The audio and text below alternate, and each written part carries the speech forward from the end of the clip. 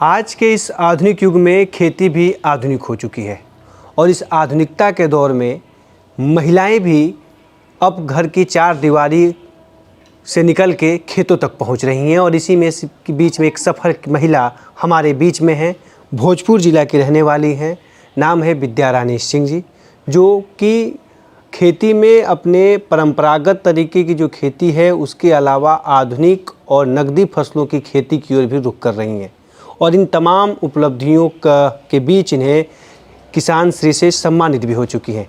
तो जानते हैं कि कहानी कि कैसे आई खेती में और पिछले 23 सालों से कितना कुछ खेती में अलग अलग प्रयोग की और इस पूरे 23 साल के सफ़र में किन किन चुनौतियों का सामना करना पड़ा।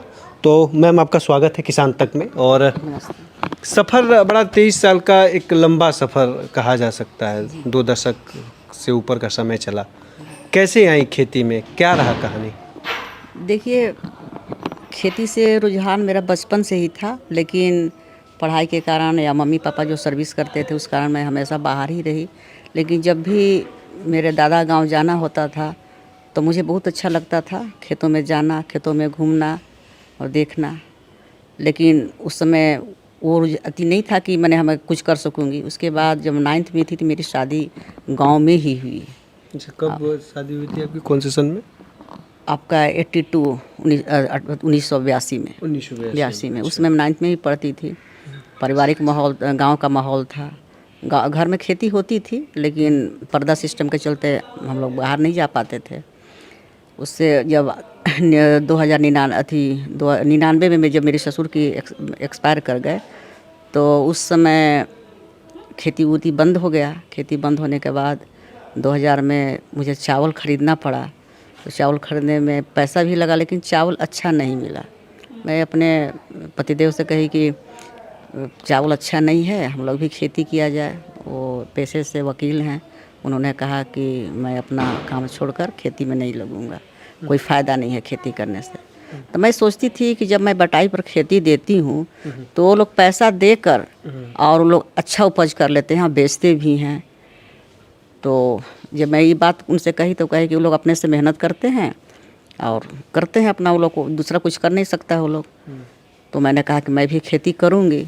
तो उन्होंने कहा कि अगर तुम खेती करोगी तो मैं इसमें कोई सहयोग नहीं दूंगा। अच्छा, कोई सहयोग नहीं दूंगा। तो थोड़ा सा मुझे अटपटा लगा, लेकिन मैं सोची कि मुझे करना है। तो वो कहे कि तुमको करना है तुम करो, लेकिन हम सहयोग नहीं देंगे। पैसा ले सकती हूँ हमसे लेकिन कोई सहयोग नहीं मिलेगा। शारीरिक जो हाँ सहयोग, हाँ श्रम होता है वो नहीं। उसके बाद मैंने इसे चुनौती के रूप में अपनाया और मैं कहा कि जब मैं सब कुछ कर सकती हूँ तो खेती भी कर सकती हूँ। घर में मैंने गाय पाल रखी थी, घर का जो भी काम होता था पूरा मैं वो काम करती थी। खेती से पहले जब नहीं? हाँ, खेती में, हाँ पहले काम करती थी। घर में पहले भी जो अनाज पानी आता था तो उसको रखना सपेटना तो महिलाओं का काम, महिला काम है। तो मैं घर से निकलना शुरू कर दी। जब निकलना शुरू करी तो मेरा परिवार थोड़ा अच्छे परिवार में आता है। तो वहाँ लोगों का हाथे होने लगा कि ऐसे घर की महिला है, घर से निकल रही है, अच्छा थी नहीं है, अपने अथी वाइफ को संभालो, ये बहुत गलत है। परिवार का भी दबाव बना कि नहीं करना है खेती, अच्छा नहीं लग रहा है, लोग क्या कहेंगे। तो मैंने ये सोच लिया था कि लोग कहना है कहते रहे, लेकिन हमको करना है। तो उसके बाद धीरे धीरे मैंने अपना खेती शुरू कर दी। खेती पति ने भी दबाव बनाया आपके कि रहने तो बंद कर दो? नहीं, उन्होंने दबाव नहीं बनाया, बस उनका यही कहना था कि मुझसे अपेक्षा मत करना कि मैं आपको करना है करो, हाँ जो करना है करो, हाँ जो भी करना है करो, लेकिन हमसे उम्मीदें मत रखना। तो उनका कोई दबाव नहीं था, उनका शुरू से ही था कि तुमको जो करना है करो। लेकिन जब ससुर थे तो उस समय वो भी नहीं कह पाते थे कि ये करो। मैंने ट्रेनिंग भी बहुत सारी ली थी, लेकिन उस समय मैं ब्यूटिशियन का भी ट्रेनिंग ली थी। ट्रेनिंग कब ली थी आप? हम शादी से पहले? शादी के बाद मैं ट्रेनिंग ली थी ब्यूटिशियन का, यही बोरिंग रोड में। अच्छा, पटना में। लेकिन जब मैं कही कि ब्यूटी पार्लर खोलूँगी तो उस समय ससुर कहे कि नाई धोबी का काम नहीं करना है, परिवार के इज्जत चला। अच्छा, नाई धोबी का काम नहीं करना है, मतलब परिवार चल रहा है तो चलने दो, कोई दिक्कत नहीं। तो 2000 से खेती आपने किया? तो 2000 से मैंने शुरुआत की और मैं खेती की। तो उस समय हमारे गांव में धान की खेती नहीं होती थी। अच्छा।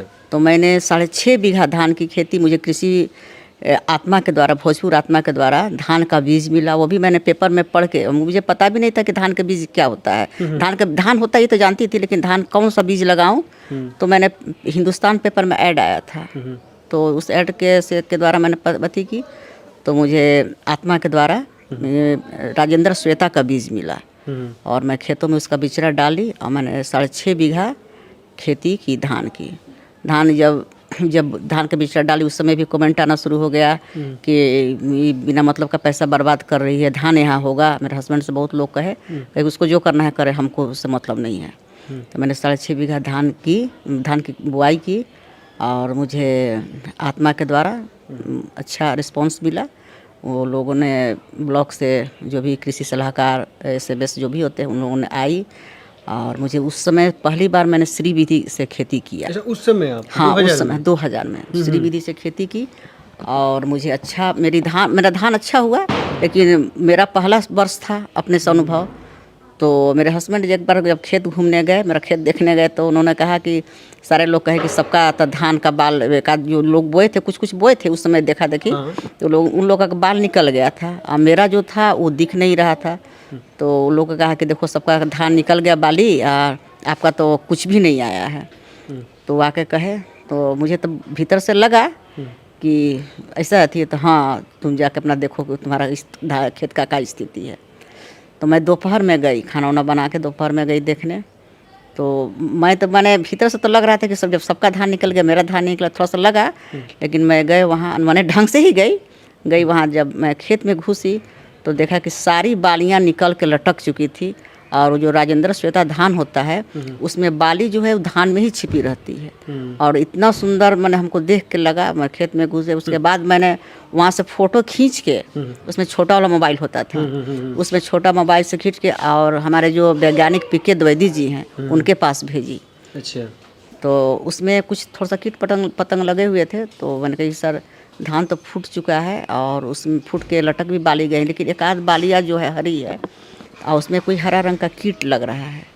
तो कहे कि उस कीट का फ़ोटो खींच के भेजिए। उसके बाद मुझे एक दवाई बताई उन्होंने जो 800 रुपये की उस समय आती थी। तो मैंने उसको ख़रीदा और शाम के समय स्प्रे करना था। मैंने अपने से उसको स्प्रे किया और उसके बाद जब मेरी धान की कटाई हुई तो उस समय मैंने 60,000 रुपये का चावल बेचा। जबकि मेरे सासाराम से एक आए हुए थे जिला कृषि पदाधिकारी, जो मैं धान उसको पॉलिसर में कुटवा के रखी थी, तो उन्होंने कहा कि ये चावल ख़रीद के लाई हैं। मैंने कहा नहीं सर, मेरे घर का चावल। कहा कि मैं मान नहीं सकता हूँ कि आपके भोजपुरा वो भी हेठार में ऐसा चावल होगा, मुझे विश्वास नहीं हो रहा है। 1-2 लोगों से पूछा उन्होंने, तो उन्होंने कहा कि नहीं, इनके घर का चावल है। मैंने रिश्तेदारों में भी बांटा वो चावल और उसके बाद मैंने खाने भर खेती का सफ़र शुरू हुआ। अब क्या कर रही हैं? अभी भी मैं खेती कर रही हूँ और मेरा ध्येय यही है कि जब तक मेरा हाथ पैर चलेगा तब तक खेती करूँगी। अब क्या खेती में अभी खेती में प्रयोग है। जैसे वहाँ गन्ना नहीं बोया जाता था, उन लोगों का था कि अगर गन्ना यहाँ बोया जाएगा तो यहाँ मैंने श्राप है, यहाँ के गांव में श्रापित था कि अगर यहाँ गन्ना लगाया जाएगा तो उसमें दीमक लग जाएगा। मैंने उस परंपरा को भी तोड़ा। अच्छा, दीमक लगा था? नहीं। और मैंने 4 साल से खेती की है और मैं 12 कट्ठा खेत हर साल 30 से 35 हज़ार में बेच देती हूँ। 12 कट्ठा खेत बस गन्ना वो लोग काट लेंगे एक सीजन में। फिर आपका ये महीना आ रहा है आपका मई जून जुलाई ये आएगा। इस एक समय होता है आपका ये छठ पूजा में कट जाएगा। उसके बाद उस पर जो भी लगे रहते हैं और जो बड़ा छोटा, मतलब आप फसल तैयार कर देते हो पूरा? हाँ, फसल पूरा बेच देते हैं, खेत में ही बेच देते हैं। 35 जो भी जितने रुपए के। तो मैं 4 साल में, आप सोच लीजिए कि 50,000 के मैं 4 साल में मैं 2 लाख का 10 कट्ठा में ही बेच चुकी। और घर में खाने पीने रिश्तेदार जो ले गए वो अलग से हो गए। और क्या क्या कर रही हैं? उसके बाद मैं तालाब खुदवाई। देखिए, खेती करने के अलावा होता है कि उसके लिए पार्ट टाइम के लिए भी कुछ चाहिए। दिन भर तो खेत में रहेंगे नहीं आप। तो उसके लिए मैंने तालाब 14 कट्ठा में खुदवाया। तो उसमें मत्स्य पालन कर रही हूँ। हाँ, उसमें भी 1.5 से 2 लाख रुपया कमा लेती हूँ। हाँ, उसके बाद 5-6 गाय रखी हुई हूँ।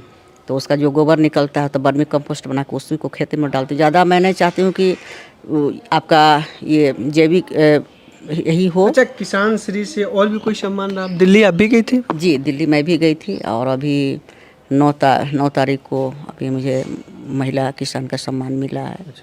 जी, किसान श्री कब मिला था आपको? किसान श्री आपको 2 साल पहले मिला था, 2 साल पहले मिला था। उससे 22 में उत्कृष्ट किसान का सम्मान भी मिल चुका है। ऐसे छोटे मोटे बहुत सारे मिल चुके हैं। अच्छा, नया प्रयोग में क्या कुछ नया इस समय, अब नया प्रयोग में क्या कर रही हैं? अभी नया में देखिए, जो मोटे अनाज पे था, तो मोटे अनाज पर खेती, तो मोटे अनाज पे अभी मोदी जी का है कि मोटे अनाज पे खेती करना, तो अभी मैं मड़ुआ लगाई हुई हूँ और टांगुन एक होता है वो भी लगाई हुई हूँ, बाजरा है, मक्का है मेरे खेतों में। उद्यान की तरफ क्या देख उद्यान की में क्या है कुछ? उद्यान में मैं केला भी लगाई हुई हूँ, मैं ये आम का भी पौधा लगाया हुआ है मेरे पति में। कितना टोटल कितना हो जाता है? कितने एकड़ में खेती कर लेती हैं? खेती में 10 से 11 एकड़ तक खेती, 10 से 11 एकड़। क्या कुछ कहेंगी आज की महिलाओं के लिए, जिस तरह से वो दौर था आपका, पति थे, एक आर्थिक तौर से मदद था, लेकिन साथ जो चलने का राह था उसमें उन्होंने कहा था कि हम साथ नहीं देंगे, आप चले, क्या रहा और अब क्या देख रही हैं? देखिए, पहले था कि वो जब कहे ना कि जो धान बोए थे उस समय उनका लेकिन जब धान में मजदूर से भी कटवाई, कुछ अपने से भी मिलजुल के, जब धान जब पिटाई होने शुरू हो गई, उसका दाना जब निकाला जाने लगा, तो मेरे घर के आगे ही ज़मीन है, तो उसमें जब होने लगा तो धान देख के बहुत खुश हुए। और मैं उनसे कही कि देखिए, लोग तो कहते थे कि इसका धान नहीं होगा, देखिए कितना अच्छा धान हुआ।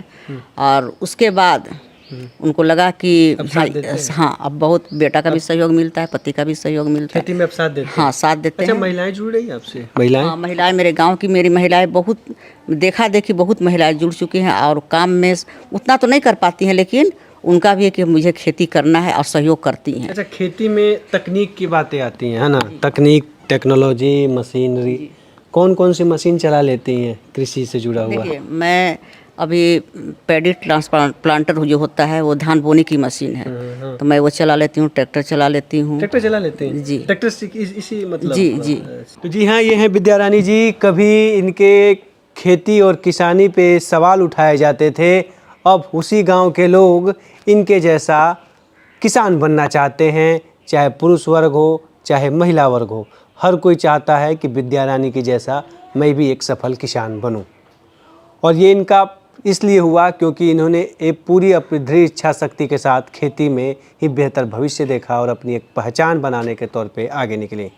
कहानी भले ही चावल से लेके शुरू हुआ हो, लेकिन आज के समय में एक सफल किसान हैं और आज भोजपुर जिला ही नहीं बल्कि बिहार की तमाम महिलाओं के लिए प्रेरणा बन रही हैं।